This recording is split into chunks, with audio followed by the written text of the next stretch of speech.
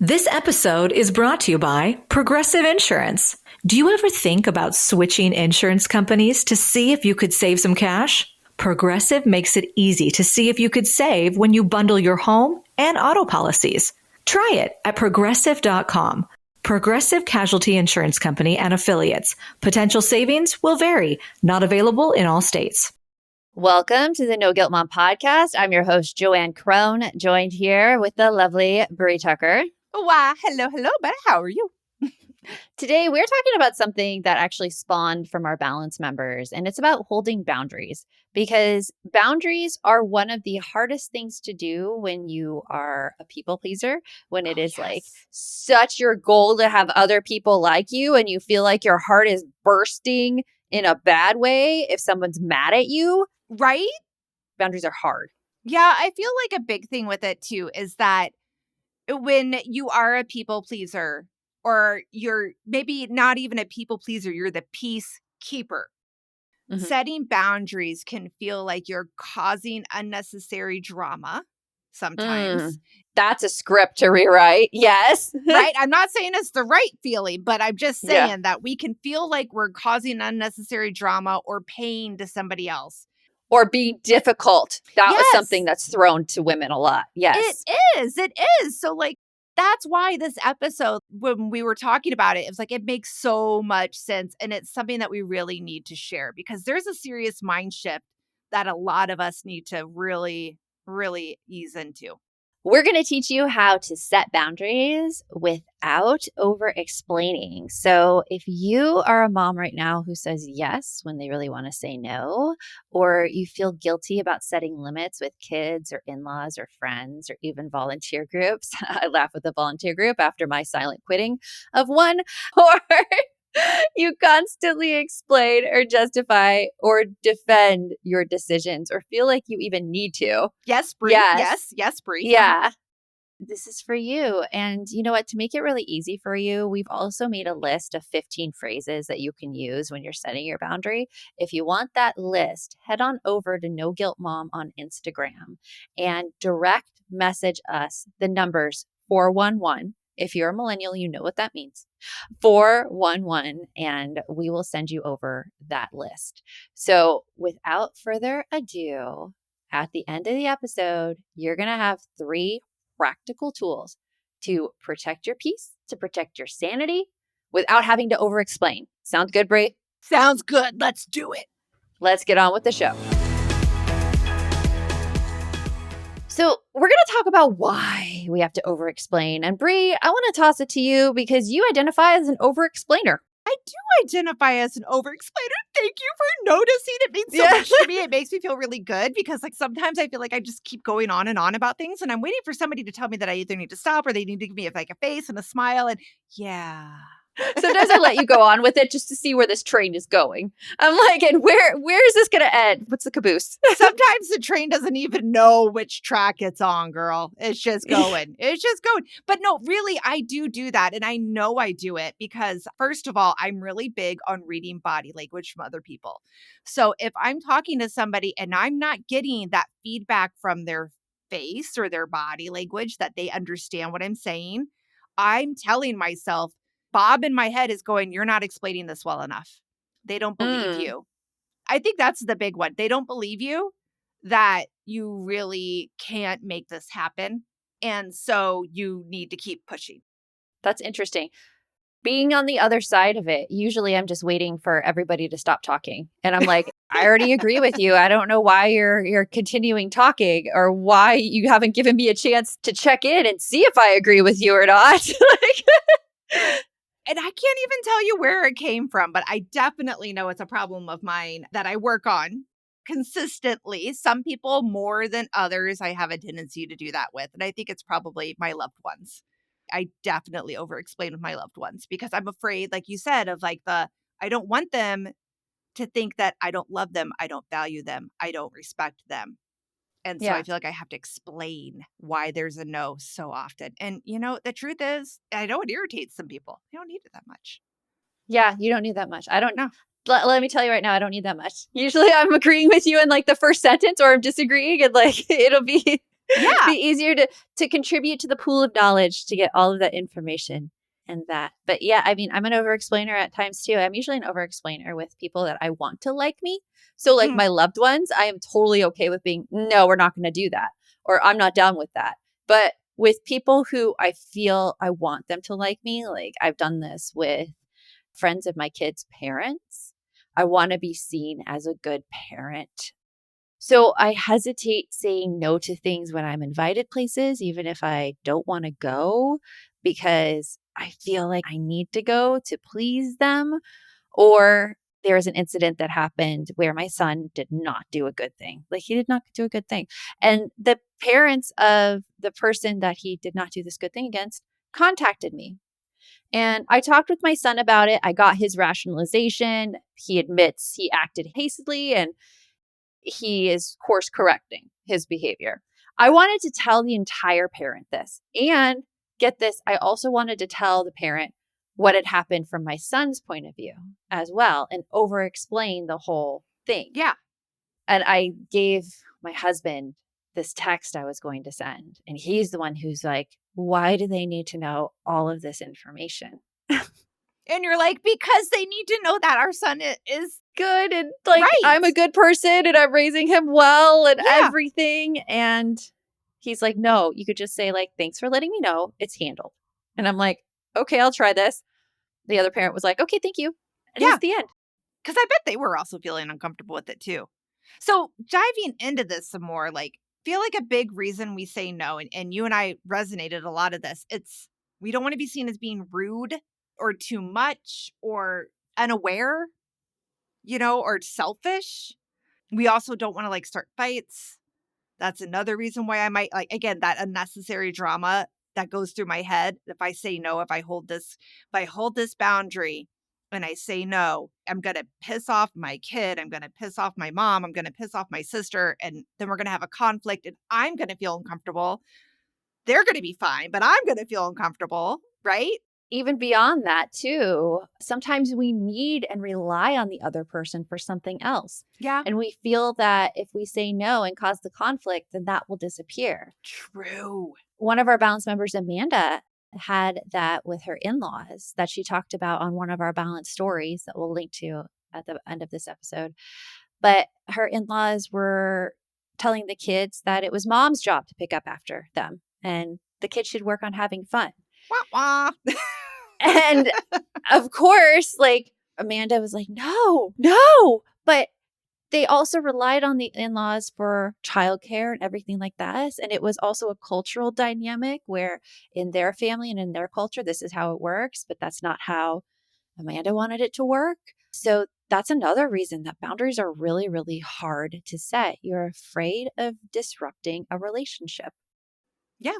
I think that a hard truth we have to like really accept here is that we're not over explaining or explaining under any circumstances to be understood. What we're really doing is explaining to not cause discomfort or a fight, or we want to be liked. We want to be liked. We don't want anyone to be mad at us. That is a huge, huge thing. And I see it in a lot of people around me who's like, if I'm unhappy with somebody, they're like, don't be mad at me. Don't be mad at me. I'm like, I am mad at you, Janet. And I'm like, I reserve the right, just as other people reserve the right to be mad at me, knowing that it's a temporary emotion that usually results from some underlying feelings, some base needs, maybe this feeling of insecurity, maybe this feeling of vulnerability that person needs to be able to process and figure out exactly how they're feeling. So someone being mad at you isn't a bad thing. It's a temporary thing.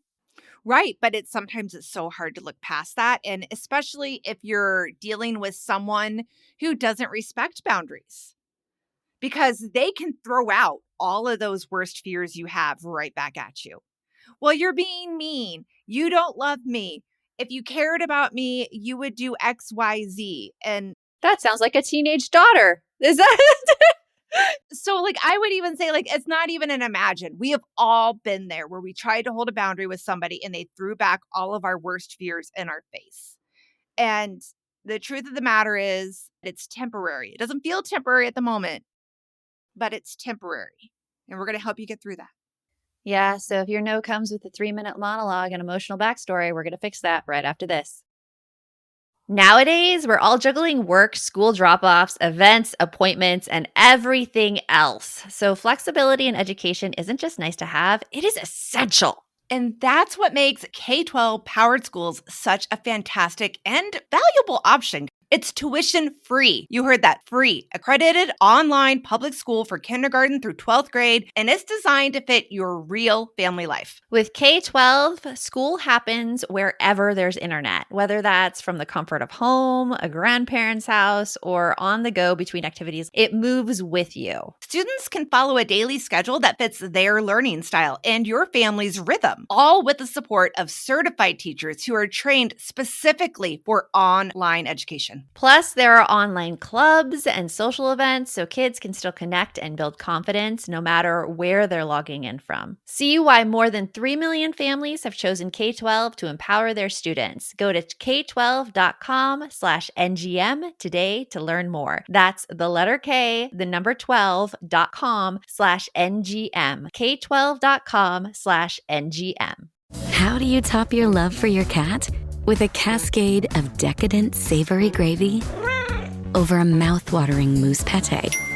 Fancy Feast gems. 2 gourmet pâtés in one convenient pack. Simply peel and plate to reveal a pyramid shape that makes eating delightful and pamper her with an experience as extraordinary as she is. Turn the everyday into the extraordinary with Fancy Feast gems. This episode is brought to you by Indeed. When your computer breaks, you don't wait for it to magically start working again. You fix the problem. So why wait to hire the people your company desperately needs? Use Indeed's sponsored jobs to hire top talent fast. And even better, you only pay for results. There's no need to wait. Speed up your hiring with a $75 sponsored job credit at Indeed.com/podcast. Terms and conditions apply.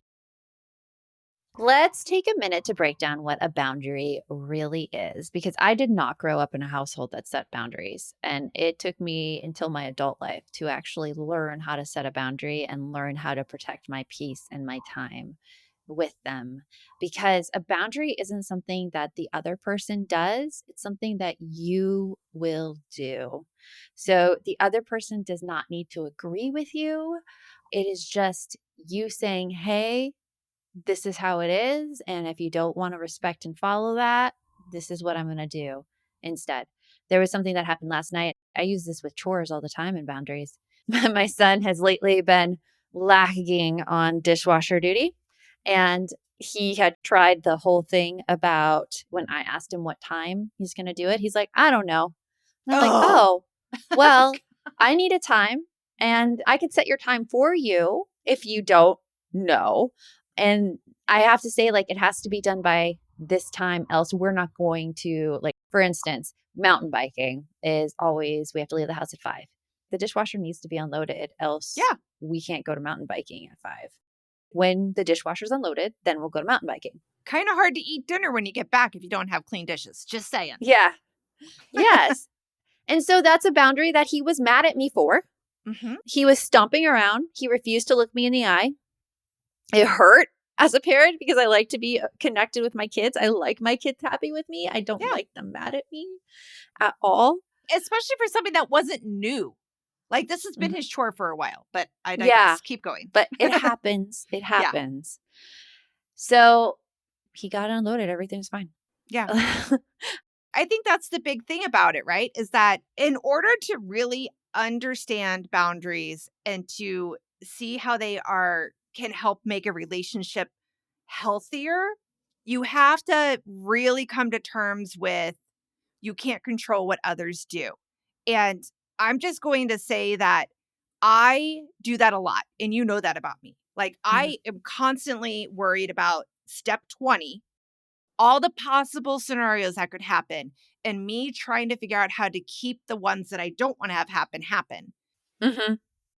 When really, if I have just set a healthy boundary, and on those occasions when I do, I would say I'm probably about a 60-40. I'm 60% good at holding boundaries and 40% letting them go. I think that the times I do hold it, I'm always happier, the person in the end. We always end up in a better spot. And I Mhm. try to remind myself of that anytime that I start to waver in my head of like, oh, wouldn't it just be easier just to do what they want instead of what I said we were going to do, what I said I was Mhm. going to hold? So, yeah. It's really all about knowing what you value and knowing what's important to you. I Yeah. always look to my own emotions when I'm asked to do something, and I take it one step in the future. I'm like, if I do this thing, how am I going to feel afterwards? Am I going to feel like I'm being helpful? Am I going to feel like I'm being taken advantage of? Am I going to Oh, be very, very mad at the yeah. person for making me do this thing? And that's usually my little litmus test to see if I need to set a boundary or not. I do this a lot with my kids. When I'm asked to do something last minute, I'm like, ooh, there's some anger and discomfort in here because I am in the middle of reading a book and they're coming and asking for a drive to a friend's house right now. Like, Yeah. no, I can make a reasonable request. I can say, like, you know what? Let's wait 30 minutes and then I can take you because that works for me. And they get a little bit what they want as well. But that's a boundary too. And I love that boundary because that boundary was not about being mean. It Mhm. wasn't about saying no. It was about being clear and telling your kids like what you could and couldn't do in that scenario at that moment. And again, I think all of us appreciate it when someone's very clear about what is a yes and what is a no. Confusion is awful. Yeah. It is awful. And somebody leaving you hanging on something instead of just saying, like, oh, no, like, I'm not interested in that. Mhm. When they say maybe or we'll go, like, there was a situation with a friend of mine where I just wanted to spend time with her. And I'm like, oh, look, we could go do this. We could do that. And constantly like rejecting everything I said. Yeah. It got to the point where she called me a boundary pusher. And Oh, I steam trained or steamrolled everything while I was just trying to do something. I have actually, when you get to people like that who set like explicit boundaries, mhm. in a situation like that, so it's really hard for me to articulate because there's such a thing as setting boundaries with no explanation to the other person.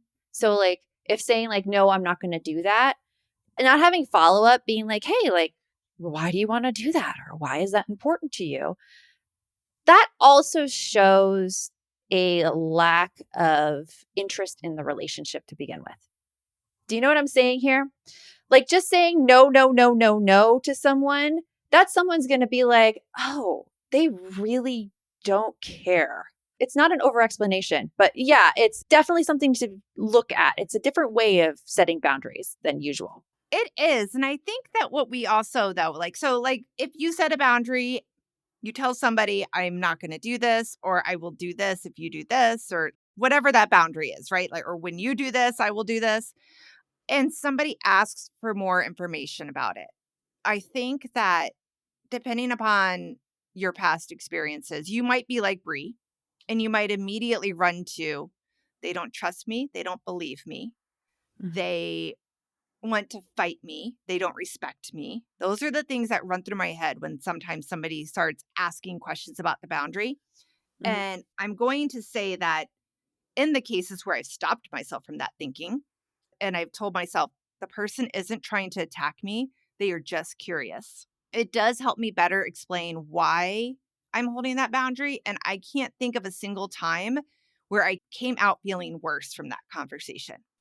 Mhm. So I was able to do better with that. So, two things to everybody. One, guys, in podcast land, I am fighting the urge so bad to not start singing Megan Trainor No while we're having this episode. I'm like, it's just rolling through my head the whole time. My sign is no. My down, my Okay, anyway. But the other thing I wanted to say was that I do feel like over explaining, because earlier when I was showing you my over explaining, you're like, where is this train going to go? Where's the caboose? I think it does lend also for you to lose your train of thought. Like when you're over explaining, next thing you know, you're like 2 blocks to the left in like the warehouse district. You don't know where you are. You don't know why you were explaining all that. All you know is that the other person looks even more confused. And you're like, I don't even know what started this conversation. I don't even Yeah. remember. Well, I think with boundaries and when you're setting boundaries, and I know this is a fear, and I think we should address the fear because you're worried that when you set a boundary, you're going to feel like you're rejecting the other person. Mhm. And Yeah. I think that's a valid fear. That is something where I have seen boundaries being set against me where it was no respect whatsoever for anything I wanted in the confrontation. And it was all about the other person. So how do you work through those? Well, I'm not saying that to over explain or anything, but Uh-huh. like when you set a boundary. So let's talk about these clear, concise boundaries you can Okay. use. So, for example, that don't want to do evening meetings and events. That's me. Yeah. Saying, I'm not available for evening meetings. That stops the conversation in its tracks. Yeah. Where it says, yeah, I'm not available for evening meetings. The thing that gets me is when, especially like as an entrepreneur and as someone who is the one trying to organize everybody and bring everybody together in friend groups and stuff, when I ask a question and I'm like, okay, guys, does this day work for you? If somebody's like, nope, doesn't work for me, with no additional follow up, I'm going to automatically be like, okay, here I am putting myself on the line for all of these people. I am putting all this energy into planning. And this person who's just setting this one boundary is like stopping it and not continuing the conversation at all. Okay. I hear that. Yeah. It's one of those things where, as a courtesy to another person that you're in a relationship with, whether it's friends, whether it's workplace, whether anything, there is some other thing always trying to get accomplished when somebody asks you to do something. And if the relationship is put at the forefront, Mm-hmm. something that could always be said is like, okay, I'm not available for evening meetings. But then there's the context about why that evening meeting is even needed.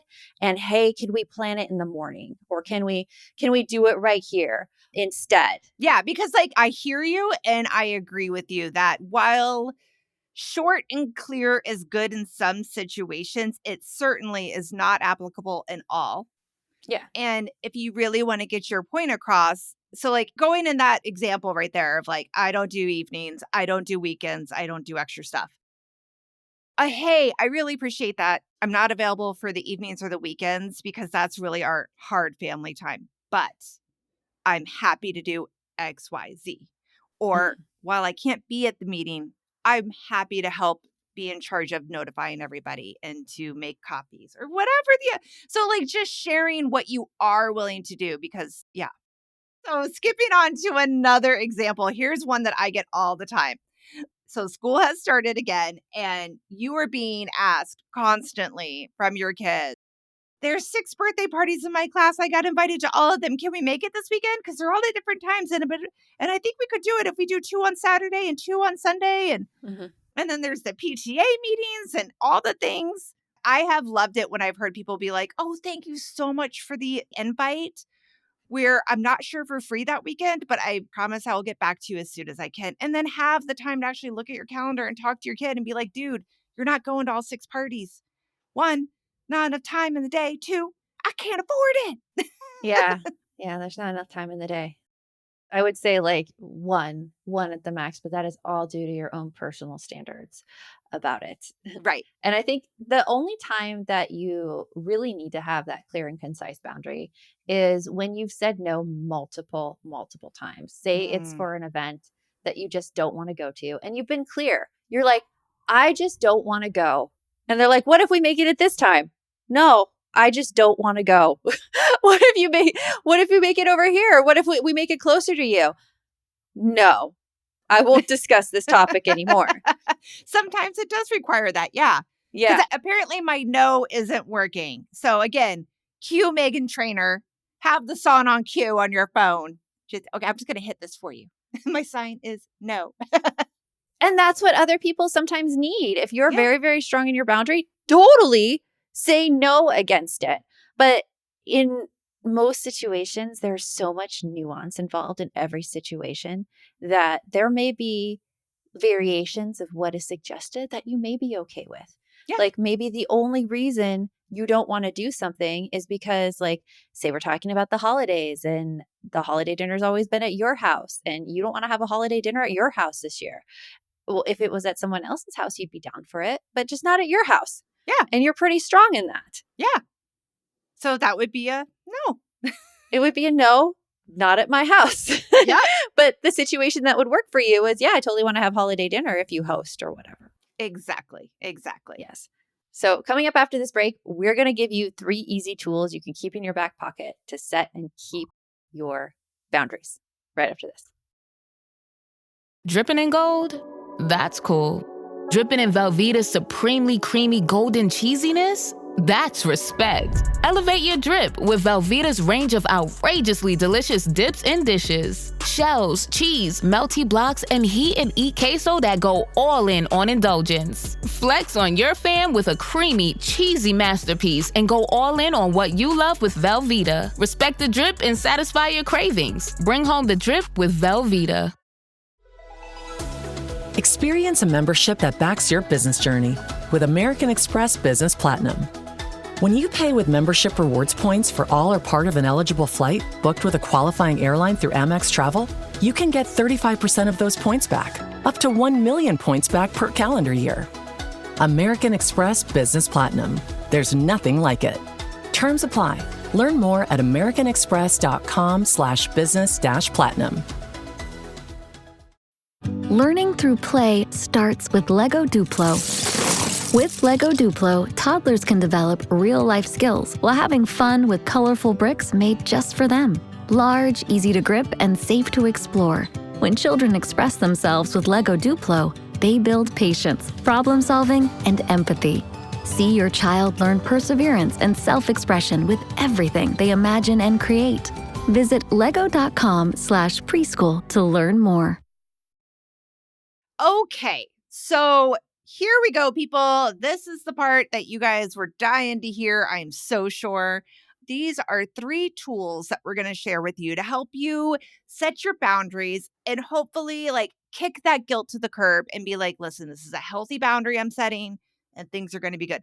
You know what I'm noticing I'm doing, JoAnn? I'm over-explaining as I introduce this part of the episode. Oh, that's okay. It's lovely. Okay. Focus, clarity, Yes, focus, clarity. Focus. All right. Number 1. And this is a cool one I hadn't heard of before when I was trying to come up with some different things for this one. And I came across the 3 S's and I'm like, okay, I haven't seen that before, but I love it. It's something that we actually do tell our balance members a lot. So state it and then don't give it disclaimers or extra stuff. And then just warm, happy at the end, letting them know that you still love them. You're still happy. This doesn't ruin your relationship. So it's state it, shut it down, and smile. So say it simply. I love you. And we're not, I love you. Sorry, that's going the wrong direction. That's a kid. I That's know, a kid right? boundary. Yeah.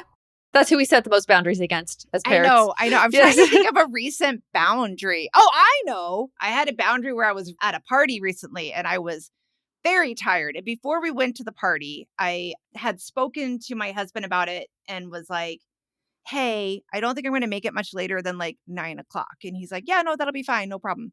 So we get there and we're hanging out. And then 9 o'clock comes and I'm like, okay, I can do 15 minutes. Okay, yeah, sure. Sounds great. And then 15 minutes later, nope. He was very involved in conversation. We weren't going anywhere. So I had to just kind of look at him and be like, hey, it's been half an hour since I said I was leaving. I'm going out to the car now. You can just text me when you're ready to go. I'm going to lay down in the car and let me know and we'll leave then. And I was hoping that articulated to him that I needed to go. I was done and that I still love you. Just text me when you're done and I'll come in and say goodbye to everybody and then we'll go. And you left. And then he was out 15 minutes later because you set that clear boundary and you actually acted on it. Yeah. Because I think that's the big thing. It's boundaries. It's not just words. You just have to act on it. Yeah. Because no one's going to respect your boundaries if you don't act on it. Yeah. If you don't keep your boundaries, then why should anybody else expect that your boundaries are really hard and set? Right? Yeah. It comes down to a respect thing too, but not respect is thrown around so much that I don't like to use the word respect. Well, because it can be taken in a negative way. It can. Yeah. But like, for instance, with my son and some chores around the house, like all I had to do was set a boundary in one moment about dishes. And now I just look at the sink and I look at him and he's like, it's going to be unloaded tonight. I'm like, okay, cool. I love that. I love it when you can just be like, uh-huh. That makes my life so much easier. Thank you. Thank you. Thank you for Thank you. asking, Yeah. and it'll get done. So, yeah. So number 2 for this, after the state it and smile and shut it down, ask yourself, am I seeking clarity or approval? Good one. So if you're starting to justify your no, are you actually looking for the other person to approve of why you're saying no? Because I can tell you it's not going to happen because they want you to say yes. They wouldn't have asked if they didn't want a yes. And I can guarantee you, if it's your kids, that's exactly what they wanted. Yeah. And there's a perception in this world too. Mhm. And as a business owner, I operate by this. A no doesn't mean a no. It's not final. You can go back and ask again and again. And usually you're not asking the same thing over and over again. You are taking into the other person's considerations into mind. You are figuring out what's motivating them and what they want. And you can go back. So most people who know this, when you say no to someone, they'll be like, okay, cool. I'll check in with you later. Mental checkbox. And then they'll work their way around again to make sure that, okay, the next time they come up with an offer for you, they're going to modify it a little bit to make sure that it's something that makes you happy as well. So I just want to say that so that to tell you that most people, like, they won't approve of you, but most people who are pretty savvy won't give you any grief either for saying no. In that moment, they will respect it because they know whatever they're asking you to do, it doesn't jive with you, and that's okay. Unless the conversation is with a kid. And then when I The say kids kid, will push yes. because they don't have a frontal lobe. They don't Yeah. have a frontal lobe. Yeah. Yeah. So for that, they will be bringing that back and back and back. But it just And remember, some adults don't have a frontal lobe either. No, they do. That's what makes it really bad. underdeveloped. Yeah, underdeveloped, underutilized.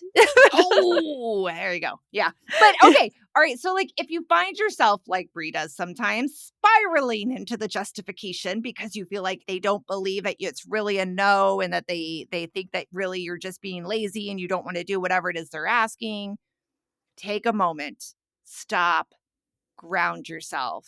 And like you said, think about how you're going to feel after if you were to give in on this boundary. How are you going to feel? Are you going to feel used, sad, resentful maybe? Then you probably need to hold this one, guys. You need to hold it.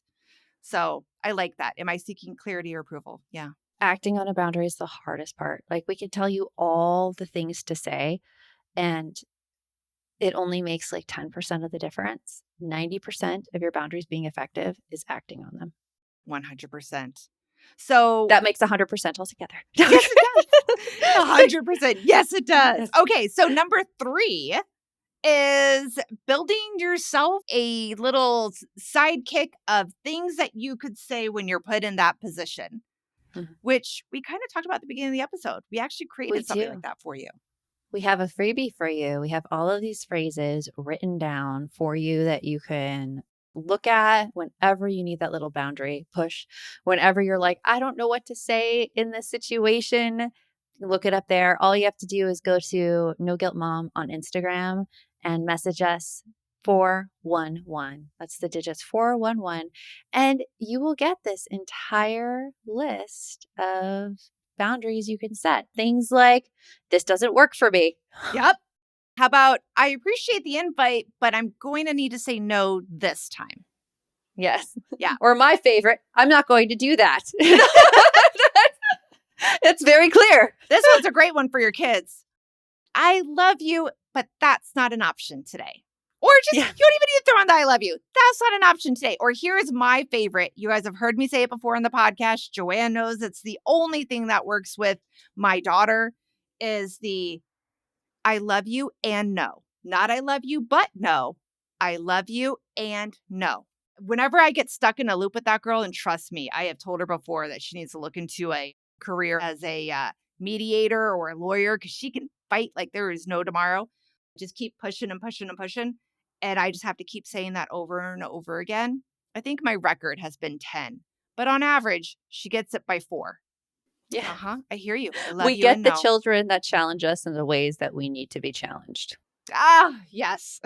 The universe gives you an opportunity to practice any skills you need at any time. So, Yes. yeah. So working and acting on boundaries is something that we work on in our Balance membership all the time with our members in there. If you feel like having these conversations is the hardest part, and I can tell you that usually the conversations with people are the hardest part because there's so many emotions involved, come and join us in Balance. Go to balanceformoms.com/go. And it is closed right now, our membership, but you can get on the wait list and we'll send you some goodies when you get on the wait list too. So Yeah. look for that. Go get on that. And again, remember, message us on Instagram at NoGuiltMom411 and we'll send you this list of boundaries that you can say that will get you started. Yeah. So, yeah. Yeah. Remember, everybody, hopefully you got at least one really core thing out of this. Boundaries are not being mean. They are essential to maintain a healthy relationship with others.